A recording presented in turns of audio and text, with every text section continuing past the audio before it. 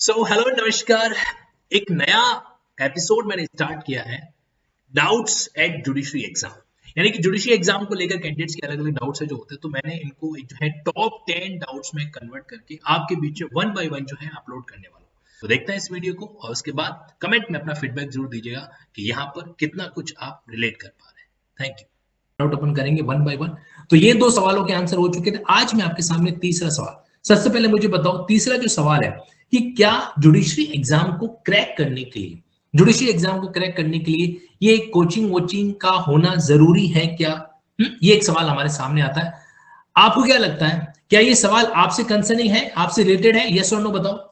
क्या ये क्वेश्चन जो है वो आपसे कनेक्टेड है क्या? कहीं की जो है क्या आपको प्रभावित करता है? सिर्फ हाँ या ना मैं आप लोगों से जानना चाहता हूं। ओके, मैं देख पा रहा हूं लगभग 85% से भी ज्यादा कैंडिडेट्स के माइंड में ये बात है। तो चलिए भाई इस सवाल को गहराई से डिस्कस है जो करते हैं नाउ। इससे पहले मैं कुछ भी कहूं, मैं आपसे कहना चाहता हूं ये जो कुछ भी मैं आपको बताने जा रहा हूं ना, वो मेरे जीवन के छोटे से अनुभव का जो पार्ट है, यानी कि पिछले 10 साल के अंदर जो कुछ भी है वो बातें मैं आपको बताने वाला हूं और वही बातें आपको मैं सिखाने वाला हूं। ठीक है, यहां पर एक एंगल जो है वो टीचर वाला नहीं है, यहां पर एक एंगल क्या है, एक एस्पिरेंट वाला है जो मैं आपके सामने रखूंगा। Now understand one by one. देखो ऐसा है कि ये कोचिंग वोचिंग के फंडे पहले हुआ भी नहीं करते थे। पहले जो है ये कोचिंग जैसी चीजें नहीं हुआ करती थी। पहले सिर्फ एक चीज हुआ करती थी जिसका नाम था गाइडेंस। क्या हुआ करता था? गाइडेंस। समझना, शुरू से बात बता रहा हूं। तो पहले कोचिंग जैसा कुछ भी सेगमेंट है जो नहीं, मैं बात कर रहा हूं लगभग ये आपकी 95 से पहले का सेगमेंट है ना। उसके बाद तो धीरे धीरे कई सारी चीज आने लगी। तो ये नहीं हुआ करता था। नंबर वन क्या होता था? गाइडेंस होता था। अगर किसी को न्यायिक सेवा के प्रति आगे बढ़ना है तो वो क्या करता था, अपने सीनियर से, किसी वकील से या जान पहचान के किसी व्यक्ति विशेष से जो कि जुडिशरी से कनेक्टेड है डायरेक्टली इनडायरेक्टली, उससे जाके मार्गदर्शन लेता था कि भाई मुझे इस दिशा में जाना है, कैसे करूं करूं वगैरह वगैरह। ठीक, बिल्कुल सीमा जी, मैं आता हूं सारी बातों पे। तो क्या होता था कि उसमें कोचिंग की नीड है जो नहीं थी। अच्छा, गाइडेंस मिल जाता था और ये गाइडेंस जो है ना, उसके बदले कोई पैसा चार्ज नहीं होता था। ठीक है, ये गाइडेंस जो है हमेशा एक बोनाफाइडली गुड फेथ में एक सीनियर के द्वारा दूसरे को दिया जाता था। इतना ही नहीं, फिर एक दौर आया जिसको आप शायद 2000 का दौर है जो कह सकते हैं। यहां पर धीरे धीरे कोचिंग की संस्थानों का मामला है जो पनपने लगा, धीरे धीरे जो मामला आगे बढ़ने लगा। और यहां पे फिर जो है कई ऐसे कोचिंग इंस्टीट्यूट आ गए। लेकिन इन कोचिंग इंस्टीट्यूट के अंदर पढ़ने वाले बच्चे वो थे, पढ़ने वाले बच्चे वो थे नंबर वन, या तो जिनके पेरेंट्स लीगल फैटर्निटी से कनेक्टेड थे। लीगल फैटर्निटी से कनेक्टेड होने का मतलब उनको पता था कि भाई इस तरह का जुडिशरी का एग्जाम होता है, अवेयरनेस वगैरह थी वहां पे। देखो, अगर हम ये कहें ना कि भाई आपका बैकग्राउंड लीगल का है तो क्या ही फर्क पड़ता है? फर्क तो पड़ता है। ये मैं अगर प्रैक्टिकल साइंस से बात करूं, जैसे मैं खुद का एग्जांपल लेता हूं। अब मैं जब लीगल फैटर्निटी के अंदर आया, अब हमारे फादर साहब क्या थे, हमारे फादर साहब एक साड़ियों की दुकान चलाया करते थे। साड़ी, मारवाड़ी के अंदर एक वस्त्र होता है ओढ़ना वगैरह, वो बेचने का काम किया करते थे। तो उन्होंने मुझे इस फील्ड के बारे में वो नहीं बता पाए क्योंकि उनके परिप्रेक्ष्य में था नहीं। अब धीरे धीरे जैसे अब आया तो मुझे यहाँ पर कई चीजें शुरुआत अपने स्तर पे करनी पड़ी, कुछ ठोकरें भी खाई, कुछ वगैरह। तो जितना मेरा स्ट्रगल रहा है सीखने के मामलों में, समझने के मामलों में, क्या उतना स्ट्रगल मेरी नेक्स्ट जनरेशन को होगा? नहीं होगा। सपोज करो कि हमारे सनिक्षित है, अब उनको अगर मान लीजिए लीगल फील्ड के बारे में कुछ जानना है तो उनको कहीं भटकने की जरूरत नहीं पड़ेगी, कहीं जाके माथा फोड़ी करने की जरूरत नहीं पड़ेगी, है ना। सिंपली डायरेक्टली पूछ सकते हैं। तो लीगल बैकग्राउंड होने का बेनिफिट मिलता है, इस बात को हम नजरअंदाज नहीं कर सकते। ओके, ये फैक्ट है। अब चाहे आपको हो सकता है बुरा लगे, चाहे हो सकता है आपको अच्छा लगे। ठीक है, चाहे आप इसको ये भी कहें कि ये तो सिर्फ वो हो गया कि राजा का बेटा राजा बनेगा, फिर तो जज का बेटा जज बनेगा, वकील का बेटा ही जज बनेगा। ऐसा आपको जो विडंबना पालनी पाल लो। जो ह्यूमन नेचर है वो ह्यूमन नेचर अपनी जगह पे वर्क करेगा। और इनफैक्ट उसको छोड़िए, अगर आप मान लीजिए जज बन जाते हैं और कल आपके आने वाली जनरेशन की बात आएगी तो आप डेफिनेटली अपनी जनरेशन को गाइड करेंगे कि ह्यूमन नेचर है। ह्यूमन नेचर अपने आप में अपने कहीं कहीं खून को जो क्या देता है, एक तरीके से प्रायोरिटी देता है। अब इस बात को एक्सेप्ट करना है तो करो, नहीं करना है तो मत करो, लेकिन ये हकीकत है। ठीक, लेकिन साथ ही साथ में हर प्लस के साथ में क्या होते हैं, कॉन्स भी होते हैं, हर प्लस के साथ माइनस पॉइंट भी होते हैं। अब ये लगता है कि एक बेटा जो है अपने फादर से बहुत कुछ सीखता होगा, ऐसा है नहीं आज के जमाने में। मैं आपको बताना चाहता हूं कि जहां पर प्यार अफेक्शन एक सीमा से बियॉन्ड होता है, एक बाउंड्री से बियॉन्ड होता है, वहां पे फिर लर्निंग इतनी नहीं हो पाती, इतनी नहीं हो पाती। और दूसरा बताए क्या होता है, दूसरा ये होता है कि उसकी वकालत भी थोड़ी टेढ़ी चलती है। अब जैसे मान लो फादर एडवोकेट है और बेटा भी एडवोकेसी की फील्ड में जा रहा है, तो फादर ने जो स्टैंडर्ड सेट कर रखे हैं वकालत के, अगर बेटे ने उससे कम में वकालत की तो मामला नहीं चल पाएगा, मामला नहीं चल पाएगा। तो ऐसे भी कई पॉइंट है जो होता है। क्या चलो, मैं बात कर रहा था 2000 के अंदर, तो वहां पे क्या थे, कोचिंग इंस्टीट्यूट आना शुरू हो गए थे और उस केस के अंदर जनरली इनमें पढ़ने वाले लीगल फ्रेटर्निटी के बनते, और या फिर थोड़ा सा जो उसका मामला था ना वो हाई प्रोफाइल कैटेगरी के अंदर जो कैंडिडेट पढ़ी मतलब मैनेज कर सकते थे वो थे, और या फिर वो जो एक्स्ट्रा टैलेंटेड कैंडिडेट थे। मतलब उस समय तक जो है एक एवरेज कैंडिडेट इस फील्ड के अंदर नहीं रुक करता था, एवरेज कैंडिडेट है जो नहीं करता था। शायद इसलिए भी नहीं करता था क्योंकि उसमें वकालत बहुत अच्छी चल रही थी, उसमें इतना कंपटीशन है जो नहीं था। ये बात फैक्ट है कि एक समय ऐसा भी था कि जिसमें मान लो ये सरकारी टीचर के लिए जो आजकल एग्जाम होते हैं ना, तो उस समय तो पकड़ पकड़ के कि भाई इस घर में किसी ने बीएड किया हुआ, पकड़ के बोले थे तेरे को तो मैं सरकारी नौकरी दूंगा ही दूंगा। ऐसा भी होता था। अगर आप अपने दादाजी वगैरह से इस बात के कुछ बारे में जानकारी इकट्ठा करेंगे तो आपको पता चलेगा कि वाकई में ऐसा हुआ करता था। बीएड किया हुआ घर पे लेटर आ जाता, जाओ भाई ज्वाइनिंग कर लो। बट ये उस समय की बात है जब लिटरेसी डाउन थी, जब क्या था, साक्षरता है जो कम हुआ करती थी, उसमें की बात है। धीरे धीरे लिटरेसी बढ़ने लगी, साक्षरता बढ़ने लगी और कंपटीशन भी बढ़ने लगा। ठीक है, अगर बात करें 2010 के बाद में, यस, अगर कंपटीशन का फील्ड सबसे बड़ा अगर आया है तो वो क्या था, कहीं कहीं जो है वो था आपके 2010 के बाद में। 2010 के बाद में जो भी कैंडिडेट तैयारी वेरी कर रहे हैं ना, उनका स्ट्रगल बहुत बढ़ गया, उनका स्ट्रगल का जो लेवल है वो अपने आप में बहुत है जो बढ़ चुका था। अब प्रॉब्लम ये हुई कि कंपटीशन तो बढ़ता चला गया। आप नोटिस करना 1995 2000 इसके साथ कंपटीशन का जो लेवल है वो तो बढ़ता चला गया, लेकिन कंपटीशन को फाइट करने के लिए जो क्वालिटी का लेवल है वो इनहांस नहीं हो पाया। पहले जो स्टूडेंट थे ना, वो स्टूडेंट डिपेंड हुआ करते थे लॉ कॉलेजेस पे, और यकीन मानिए वाकई में उस समय लॉ कॉलेजेस के अंदर जो फैकल्टीज वगैरह पढ़ाया करते थे, उनका क्या था, उनका प्योरली काम, उनका प्योर काम जो है वो क्या था, टीचिंग ही था। आजकल क्या हो गया है, मैं आपको ना कॉलेज लेक्चरर की विडंबना भी बता देता हूं। आजकल ऐसा हो गया है कि कॉलेज लेक्चरर से टीचिंग प्लस नॉन टीचिंग दोनों काम करवाए जाते हैं।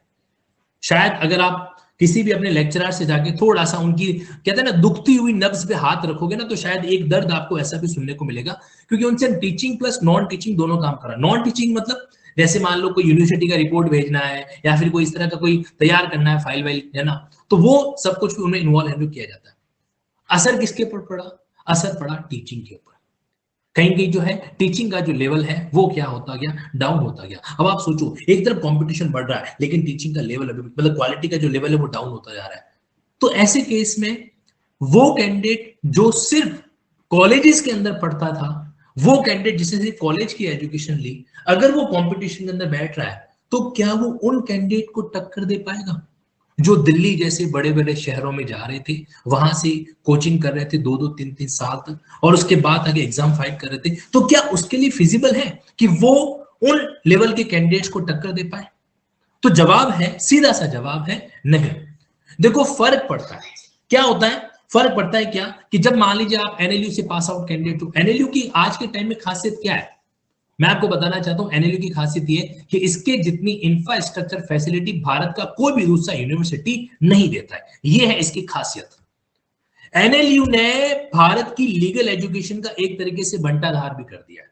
ये बड़े कड़वे शब्द हैं, लेकिन आपको बताना चाहता हूं भारत की लीगल एजुकेशन को एक तरीके से पूरा डिमोलिश करने का अगर काम किसी ने किया है तो वो एनएलयू की स्थापना ने भी किया है। क्योंकि अब क्या हो गया, अब एक स्टैंडर्ड सेट हो गया। क्या स्टैंडर्ड हो गया कि नेशनल लॉ यूनिवर्सिटी, अब इनको बजट दिया जाता है शानदार वाला, बजट भी दिया जाता है, और साथ ही साथ ये लोग क्या करते हैं, ये लोग अच्छी खासी फीस भी कैंडिडेट से लेते हैं। एनएलयू की फीस कोई कम नहीं होती, हर कोई अफोर्ड नहीं कर पाता।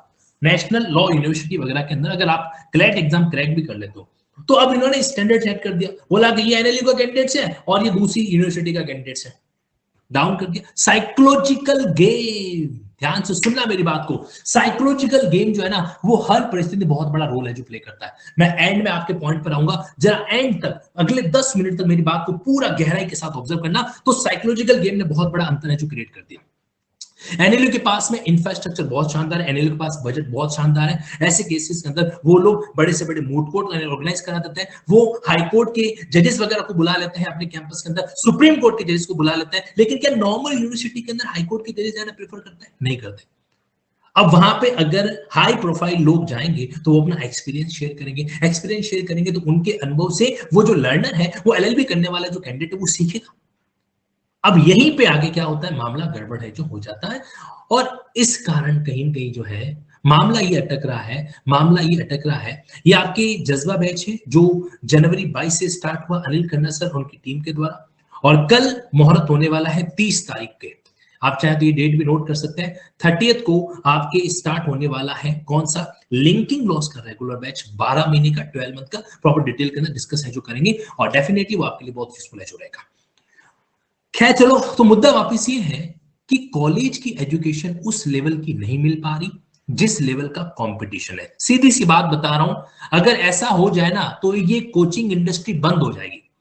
सबका मामला एक तरीके से क्या हो जाए, क्लोज है जो हो पाएगा। यानी कि जिस लेवल से कंपटीशन बढ़ा है, लेवल ऑफ कंपटीशन जिस एंगल से बढ़ा है, उस एंगल से कॉलेज की एजुकेशन नहीं बढ़ पाई। आप लोग नोटिस करना, कई बार तो ऐसा होता है कि कॉलेज की एजुकेशन के अंदर जो आपसे सवाल पूछे जाते हैं वो सवाल होते हैं जो अपडेटेड ही नहीं है। 5-6 साल 10 साल पुराना सिलेबस आज भी यूज किया जा रहा है। शायद आप लोगों ने इस बात को फील भी किया होगा, कॉलेज के पेपर्स के अंदर कई बार ऐसा होता है कि 5-10 साल पुराना सिलेबस जो है वो कंटिन्यू चल रहा है, चेंज नहीं कर रहा। इतनी भी फुर्सत नहीं है कि सिलेबस को चेंज किया जाए। तो ऐसे केस में मुझे बताओ, और कंपटीशन बिल्कुल अपडेटेड चीज होता है। तो सबसे बड़ा ड्रॉबैक जो होता है कॉलेज एजुकेशन का, और दूसरा ड्रॉबैक हम लोगों का। हम कौन से कम है, हम भी तो कोई शक्तिमान से कम थोड़े ना है। हम लोग कॉलेज ही नहीं जाते, हम लोग जो है कॉलेज ही नहीं जाते, कॉलेज पढ़ाई नहीं होती है ना, सेशन नहीं लगते, टीचर पढ़ाते पढ़ाते नहीं है। ये एक ऐसा परम क्या कहते हैं बहाना है, इसके चक्कर में एब्सेंट हम लोग रहते हैं। और जो हम लोग बाकी जगह दिखाते हैं ना, हल्ला बोल, ऐसे नहीं चलेगा, अन्याय नहीं सहेंगे, हम कुछ भी कर दिखाएंगे वगैरह वगैरह, वो पता नहीं कॉलेज के टाइम में फुस हो जाता है। फुस किस लिए होता है यार, कॉलेज वालों के हाथ में प्रैक्टिकल है, उनके हाथ में उसमें वो नंबर नहीं देंगे। अरे एक बार कभी कभार है ना, फुर्सत में कॉलेज वालों की भी बैंड बजानी पड़ती है भाई।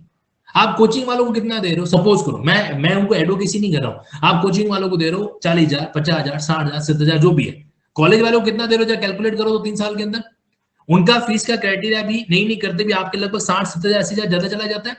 अगर कोचिंग वाले ने 10 दिन बदमाशी कर दिया, ऐसी की तैसी पूरी बैंड बजा दी, दुनिया हिला देंगे हम, और कॉलेज वाला अगर कुछ बदमाशी करे तो वहां पे है कुछ नहीं सर, कोई दिक्कत नहीं है, वाइवा में नंबर दे देंगे। यहीं पर सबसे बड़ा प्रॉब्लम है जो हो जाता है। अगर कोचिंग का मामला खत्म करना है तो कॉलेज का लेवल बढ़ाना पड़ेगा। सीधी बात, नो बकवास। कॉलेज की जो अनएफिशिएंट एजुकेशन है वो मजबूर करती है कैंडिडेट्स को कि कंपटीशन में जीतना है तो कोचिंग करनी पड़ जाती है। पहला पॉइंट। इसीलिए अगर कहा जाए कॉलेज एजुकेशन आपकी ढंग की है, अगर आपने कॉलेज एजुकेशन अच्छी ले रखी है, वहां पर आपका कॉन्सेप्चुअल क्लैरिटी है। ऐसा नहीं कि आजकल के बच्चे कॉलेज के अंदर पढ़ते नहीं है, नहीं, ये एक और गलतफहमी है, पढ़ते हैं। आजकल के कई बच्चे ऐसे होते हैं जो ग्रुप बना के जाते हैं, और ग्रुप को टीचर को भी पढ़ाना पड़ेगा, उनसे कॉन्सेप्चुअल डिस्कशन करते हैं। और मैं ये भी नहीं कहूंगा कि कॉलेज के लेक्चरर का लेवल कम है, नहीं, उनका लेवल बहुत अच्छा है, तभी वो गवर्नमेंट जॉब में सेलेक्ट हुए। और हम जैसे भोले भाले लोग जो है वो सेलेक्ट ही नहीं हुए। क्यों? क्योंकि हम उतने इंटेलिजेंट नहीं थे जितने इंटेलिजेंट वो थे एग्जाम के टाइम में। आप समझना इस बात को, ये रियलिटी है। गवर्नमेंट जॉब में सेलेक्ट होने वाला कैंडिडेट्स कोई ऐसा भोलेलाल नहीं है, they are very intelligent. But problem क्या होता है कि कितना भी अच्छा लोहा क्यों ना हो, अगर पड़ा रह जाता है तो लोहे पे क्या लग जाती है, कमेंट बॉक्स में बताओ, लोहे पे क्या लग जाती है, जंग लग जाती है। और यही चीज वहां पर हो रही है। तो अगर आपकी कॉलेज एजुकेशन, सीधा सा बात बता रहा हूं, अगर आपकी कॉलेज एजुकेशन अच्छी है, you don't need any kind of coaching, कोई जरूरत नहीं है, ठीक है। लेकिन दूसरी बात यह है कि अगर आपकी कॉलेज एजुकेशन का लेवल ठीक नहीं रहा है तो यार जहां कहीं पर भी हो, एक बार कॉन्सेप्चुअल क्लैरिटी ले लो, जहां से आपका मन करे वहां से ले लो। एक वीडियो देखना चाहोगे, हाँ या ना, फटाफट बताओ, एक वीडियो देखना चाहोगे? कम से कम थम्स अप आने चाहिए 50-60, तब तो मैं आपको वीडियो दिखाऊंगा। शायद आप में से कुछ कैंडिडेट को मैं ऑलरेडी दिखा चुका हूं। दिल्ली के एयरपोर्ट पे मैंने एक इंसिडेंट रिकॉर्ड किया था, वो मैं आपको दिखाना चाहता हूं। तैयार हो? Very good. देखो, पहले मैं आपके माइंड के अंदर जो है थोड़ा थीम क्रिएट कर देता हूं कि वो वीडियो किस बारे में है। मजा है, चेहरे खिल जाते हैं। मतलब वो स्कूल के टाइम में पढ़ाई के बीच में वो हमारे प्रिंसिपल साहब आते कहते थे, बच्चों जादूगर का शो किस किस को देखना है।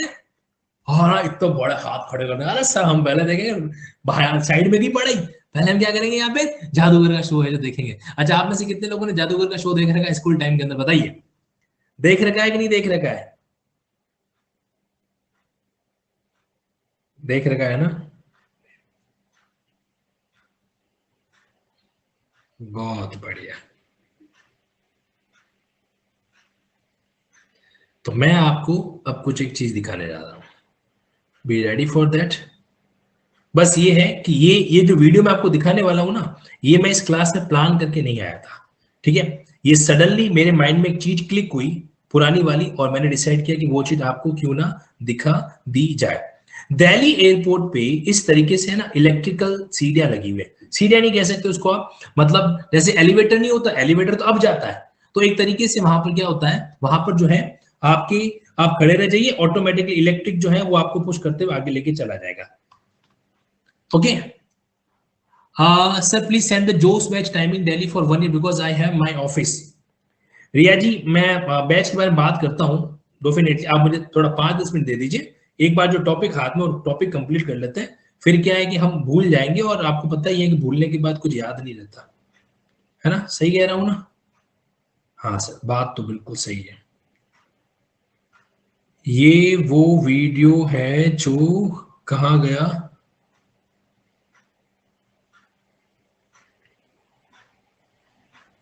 अभी आ जाएगा, अभी आ जाएगा, ठीक है। चलो अपन 2 मिनट रुकते हैं, मैं बताता हूँ आपको, ऐसे इमेजिनेशन करवा देता हूँ, चलो इमेजिन करवाते हैं। वो वीडियो मुझे फॉर्चुनेटली मिल नहीं रहा है यहाँ पे, I will share it tomorrow. ना अब देखिए क्या होता है, मैं आपको 3 एग्जाम्पल देता हूँ, ये पहला एग्जाम्पल, ये दूसरा एग्जाम्पल और एक तीसरा एग्जाम्पल। बहुत प्रैक्टिकल चीज है, अगर आपने डायग्राम समझ लिया ना तो यकीन मानिए, यानी मानिए कि आपको सीधा फंडा समझ में आ जाएगा। Thank you so much Vidyasagar ji. Yes इसको अपन बोलते हैं एक तरीके से, मतलब इलेक्ट्रिक ट्रैक है ये, इलेक्ट्रिक ट्रैक दिल्ली एयरपोर्ट के अंदर।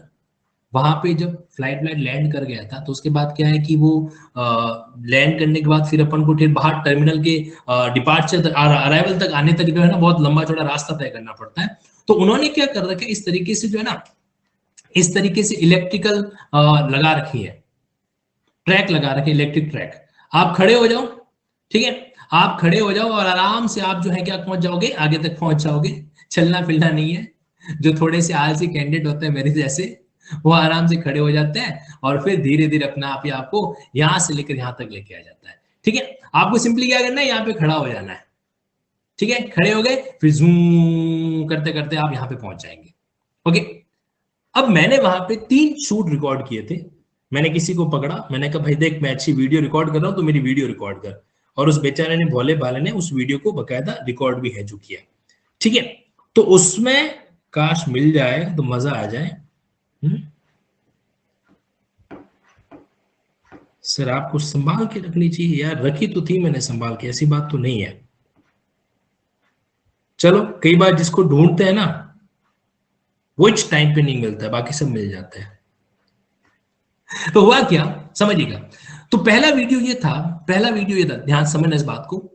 पहला ऑप्शन 1, ऑप्शन 1, खैर मजाक अपनी जगह पे, बट सीरियस नोट पे कहना चाहता हूं, इस डायग्राम के अंदर आप में से 90% के उस सवाल का जवाब है कि वाकई में ये कोचिंग वोचिंगों की आवश्यकता है या नहीं है। देखो समझिएगा, नंबर 1 ऑप्शन 1 ये था यहाँ पे कि मैं इस ट्रैक पे चढ़ा ही नहीं, मैंने पहला जो वीडियो शूट कराया वो ये था कि मैं पैदल पैदल चला, यहां से टपक टपक टपक टपक टपक टपक, है ना, ऐसे पैदल पैदल चला। तो मेरे को यहाँ पे इससे यहां से लेकर यहां तक का एरिया कवर करने में जैसे मेरे को लगे 60 सेकेंड, ठीक है। मैं टाइमिंग भी निकलता जा रहा हूं, एकदम दिमाग से काम करना जो कि आपके अंदर भरा भरा पड़ा है। सेकंड क्या हुआ कि मैं जो है इस ट्रैक पे चढ़ गया, मैं इस ट्रैक पे चढ़ा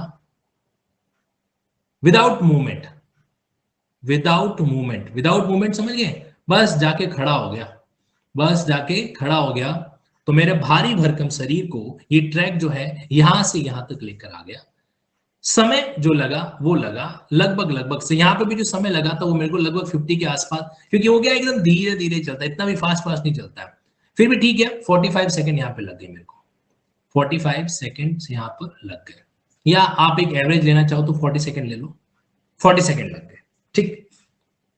फिर मैंने तीसरा वीडियो रिकॉर्ड किया, ये मैं आपको बकायदा यूट्यूब पे कल जरूर दिखाऊंगा, ठीक है।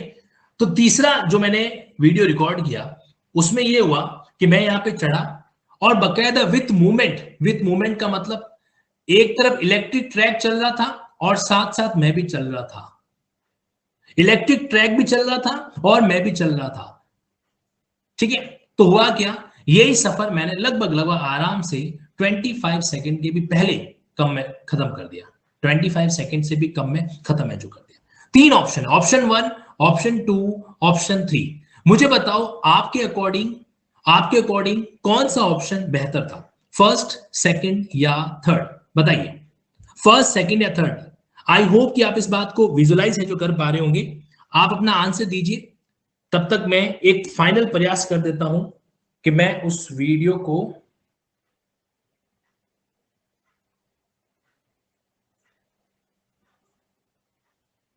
एक सेकेंड, शायद मैंने इसको हमारे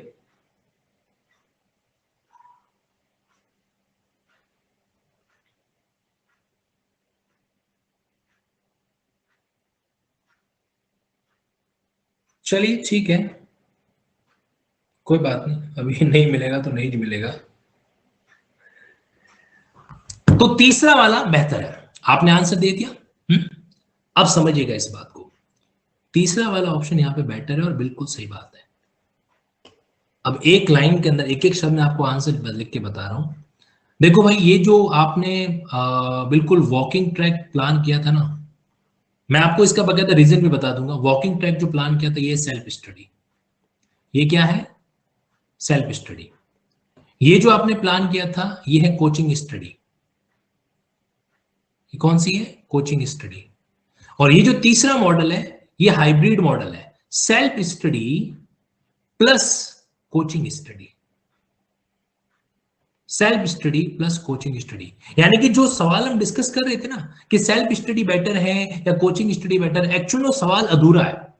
वो सवाल पूरा तब होता है जब ये पूछा जाए सेल्फ स्टडी बेटर है, कोचिंग स्टडी बेटर है या हाइब्रिड स्टडी बेटर है। क्यों, रीजन बताता हूं मैं आपको। अगर आप ये सोच रहे हो कि कोचिंग के अंदर डेली 4 घंटे कोई पढ़ा रहा है, जैसे आपका नया वाला बैच स्टार्ट होने वाला है सुबह 9:30 बजे, फिर 11:45 बजे, फिर उसके बाद अलग अलग टाइमिंग में अलग अलग क्लासेज चलेगी, तो ऐसे केस में क्या होगा, ऐसे केस के अंदर अगर आप ये सोच रहे हो कि सिर्फ क्लास अटेंड कर लेंगे काम हो जाएगा, क्लास अटेंड कर लेंगे काम हो जाएगा, तो आपने क्या किया, बेसिकली आपने ये जो ऑप्शन 2 है जो चूज किया है, और ये ऑप्शन भी आपको सक्सीड नहीं करने वाला है। अगर आप प्योरली सेल्फ स्टडी में चल रहे हो, प्योरली सेल्फ स्टडी मतलब मैं कुछ भी किसी का वीडियो नहीं देखने वाला, मैं सिर्फ अपने इस तरीके से पढ़ूंगा, तो अपना तरीका वहां गड़बड़ कर जाता है जब आपने बिना कॉलेज प्रॉपर एजुकेशन के सेल्फ स्टडी कर ली। देखो एक बार तो कॉन्सेप्ट क्लियर करना पड़ेगा, नहीं पड़ेगा, मुझे बताओ, जुडिशरी का एग्जाम बड़ा, आपसे एक सवाल पूछ रहा हूं, जुडिशरी का एग्जाम बड़ा या 12th बोर्ड का एग्जाम बड़ा, ये बताओ।